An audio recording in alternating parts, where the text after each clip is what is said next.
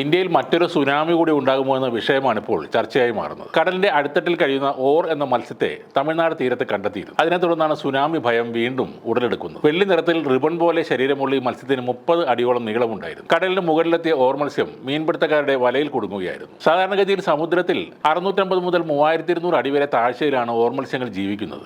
ആഴക്കടലിൽ വസിക്കുന്ന ഓർ മത്സ്യങ്ങൾ കടലിനടിയിൽ ശക്തമായ ഭൂകമ്പമോ അഗ്നിപർവ്വത സ്ഫോടനമോ ഉണ്ടാകുന്ന സാഹചര്യത്തിലാണ് ജലത്തിന്റെ മേലെയുള്ള തട്ടിലേക്ക് എത്തുന്നതെന്നാണ് പരക്കെയുള്ള വിശ്വാസം. 2011 ഫുകുഷിമ ഭൂകമ്പവും സുനാമിയും ഉണ്ടാകുന്നതിന് മുൻപുള്ള 2 വർഷങ്ങളിൽ ഡസൻ കണക്കിന് ഓർ മത്സ്യങ്ങൾ തീരത്ത് വന്ന് അടിഞ്ഞതായി കണ്ടെത്തിയതോടെ ഈ വിശ്വാസം ഒന്നുകൂടെ ശക്തിപ്പെടുകയും ചെയ്തു. എന്നാൽ ഈ കാര്യത്തിന് ശാസ്ത്രീയമായ അടിത്തറയില്ലെന്നും പറയുന്നുണ്ട്. സമുദ്രപ്രവാഹത്തിലെ വ്യതിയാനമോ ആരോഗ്യ കാരണങ്ങളോ മൂലമാണ് ഓർ മത്സ്യങ്ങൾ സമുദ്രത്തിന്റെ ഉപരിതലത്തിലേക്ക് എത്തുന്നത്. പലപ്പോഴും അവയെ തീരത്ത് ചത്ത നിലയിൽ കണ്ടെത്തുന്നതിന് പിന്നിലെ കാരണം ഇതാണെന്നും ചില വിദഗ്ധർ പറയുന്നുണ്ട്. കടൽ എന്നത് വിവിധതരം ജീവികളുടെ വാസസ്ഥലമാണ്. അവയിൽ പലതും നമുക്ക് ഇന്നും അജ്ഞാതവുമാണ്. ഇത്തരത്തിലുള്ള അനേകം ജീവികളിൽ ഒന്നാണ് ഓർഫിഷ്. ഇതിന്റെ അസാധാരണമായ രൂപവും പണ്ട് നടന്ന ചില നിർഭാഗ്യകരമായ സംഭവങ്ങളുമായുള്ള ബന്ധവും കാരണം ഓർഫിഷ് പലർക്കും ഒരു പേടി സ്വപ്നമാണ്. തമിഴ്നാടിന്റെ തീരത്ത് നിന്ന് മത്സ്യത്തൊഴിലാളികൾ അടുത്തിടെ പിടികൂടിയ ഈ അപൂർവ ജീവിയുടെ സാന്നിധ്യം വരാൻ പോകുന്ന വലിയൊരു ദുരന്തത്തിന്റെ സൂചന ആണെന്നാണ് പൊതുവെയുള്ള വിശ്വാസം. ജാപ്പാനീസ് ഐതിഹ്യമനുസരിച്ച് ഓർഫിഷ് ഒരു വരാനിരിക്കുന്ന ഭൂകമ്പ സൂചനയായാണ് കാണുന്നത്. അതുകൊണ്ട് തന്നെ ഓർഫിഷ് പ്രത്യക്ഷപ്പെടുന്നത്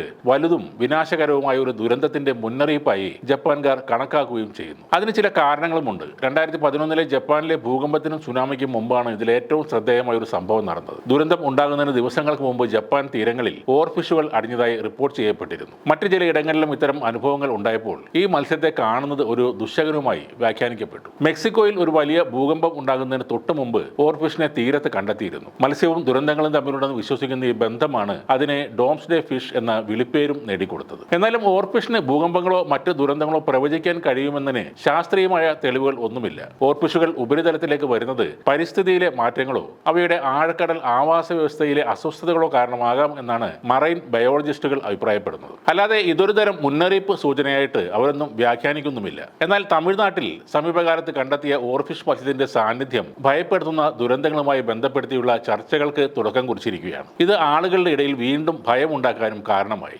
ഓർഫിഷിനെ വിനാശകരമായ സംഭവങ്ങളുമായി ദുരൂഹമായ ഒരു ബന്ധമുണ്ട് എന്നാണ് പലരും ഇപ്പോഴും വിശ്വസിക്കുന്നത്. കടൽ എന്നത്, പ്രത്യേകിച്ച് ആഴക്കടൽ എന്നത്, അനവധി രഹസ്യങ്ങൾ ഒളിപ്പിച്ചു വെച്ചിരിക്കുന്ന ഒരു കലവറ തന്നെയാണ്. ശാസ്ത്രം ഇത്രയേറെ പുരോഗമിച്ചിട്ടും പൂർണ്ണമായും മനസ്സിലാക്കാൻ കഴിയാത്ത പലതും ഇന്നും കടലിന്റെ അടിത്തട്ടിൽ ഒളിഞ്ഞു കിടക്കുന്നുമുണ്ട്.